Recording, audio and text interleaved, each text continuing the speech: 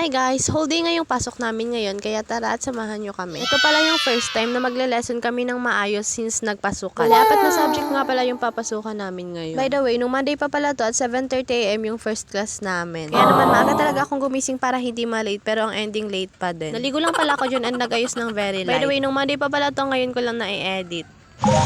Siyempre. Okay, kailangan naman na dyan guys sa ano ko. Video pa kasi. Video pa kasi nalalaman. Tapos makabalik sa kabila.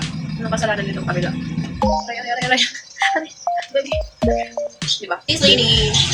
5 nga din pala dyan yung alarm ko pero 5:30 na ako bumangon. Kailangan kasi na maaga ako gumising kasi mabagal ako kumilos. Ang tagal ko na din pala walang upload kaya naisipan ko na itong i-edit para ma-post. Okay guys, late na. Sabi, sa tagal dito suklay. Nakabahaba kasi nabalikan ko kayo.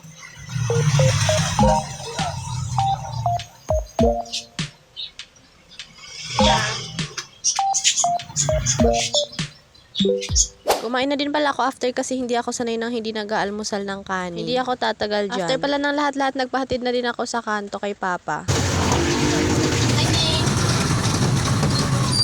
Tina din pala yung mga kapatid ko, isinabay na rin paghatid sa akin. Wala pang 5 minutes nang dumating ako dyan, pero nakasakay ka agad ako kasi may dumaan agad na jeep. Ang jeep nga papunta sa Calabanga ay palagi talagang punuan. Kaya matututo ka na lang talagang ipagsiksikan ng sarili mo. Nandito na din pala ako sa school pagtapos ko sumakay sa tricycle. Ng mga oras nga na to ay lampas na ng 7:30. Ruby 6. Where are you?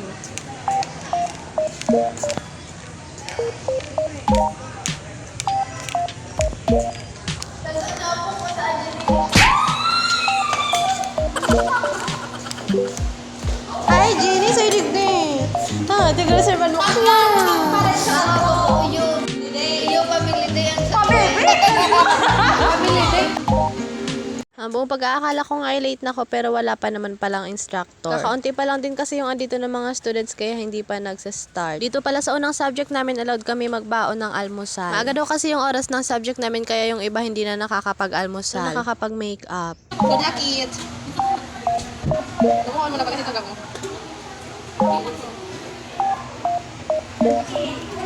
Si Shopee girl.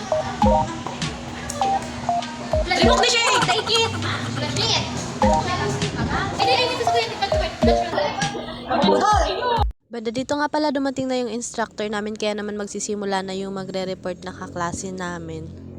Diversity. Ano yung pumapasok o unang pumapasok? Anyone? Presence of Shira.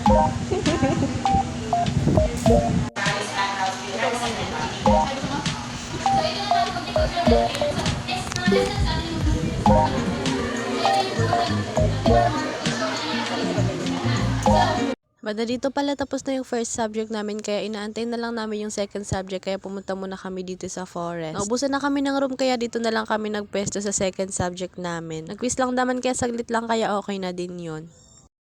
Nag-aaral lang mabuting student. Nag-aaral lang mabuting student. Score. 24. Dito nga pala pumasok kami sa isang room kasi inaantay namin yung pang third subject. Pero hindi naman na pumasok kaya naman nag-lunch na kami kasi tanghali na din ang mga oras na to. Bumili lang din pala kami ng ulam dito sa kantin. Naisipan ko na din pala magdala ng kanin para hindi nabibili. Kapag bibili pa kasi ng isang balot kulang din yun sa akin. Bumili lang din pala kami dyan ng siomay kasi miss na namin yan ulamin. Sama ko din pala dyan yung mga kaibigan ko. Pero 12 naman ay tapos na din kami kumain kaya bumalik na din kami sa campus. And now nasa library nga kami nag-aantay kasi 1:30 pa daw papasok. And last subject na din pala namin yun until 4 pero hindi naman nauubos yung oras. Not yet! May yung tao.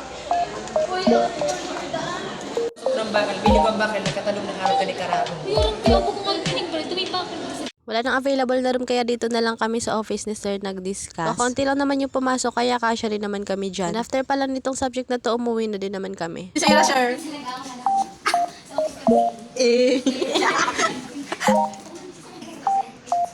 Guys, tapos na kami. Finish na nga na. Ang sakuna. Uy, may motor. Spray na din ako. Kung nakaabot ka dito sa last part, thank you so much for watching. See you on my next mini vlog.